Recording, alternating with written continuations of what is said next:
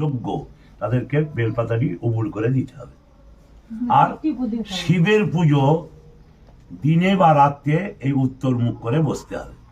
এই শিবের 5টা মুখ, এই একটা মুখ এটা অঘোর, এই একটা মুখ এটা সদ্যজাত, ওই একটা মুখ ওটা বামদেব, এই একটা মুখ এটা হচ্ছে ঈশান, আর সবার উপরে একটা মুখ হাঁ করে আছে, যে মুখটাতে আমরা মিষ্টি ফল চাল এইসব দিই, এই পঞ্চানন।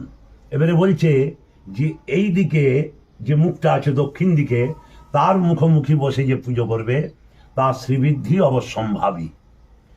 যে পূর্ব মুখে করবে তার ব্যাধি, যে দক্ষিণ পূর্ব মুখে করবে পুত্রনাশ, যে পশ্চিম মুখে করবে তার সর্বনাশ।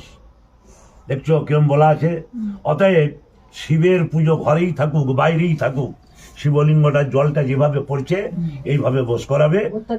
হ্যাঁ, তাতে যদি দরকার হয় নিচে নামিয়ে পাথর বাটি রেখে পুজো করে আবার ঘুরে তুলে দেবে। দুটো শিব রাখতেনি, দুটো শিব রাখতেনি। শোনো, জোড়া শিব কি রাখে কেউ? পৃথক পৃথক আসনে রাখবে।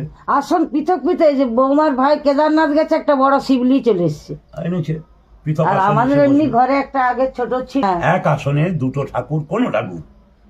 লক্ষ্মী সরস্বতী একই আসনে দুজনকে বস করালে না না না না, আলাদা আলাদা পৃথক আসনে বস করিয়ে 108টা শিব যে করা আছে ওই ভুবনেশ্বরে পৃথক পৃথক জায়গায় করা আছে। হ্যাঁ হ্যাঁ দেখে এসছি। হয়ে গেল।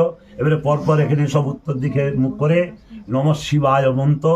এই নমঃ শিবায় মন্ত্র হচ্ছে 5টা অক্ষর, নম শিবায়, পঞ্চাক্ষর। তাহলে নমঃ শিবায় জপ করতে করতে জলটা ঢালতে হবে। প্রত্যেকে এক এক করে আস্তে আস্তে করো।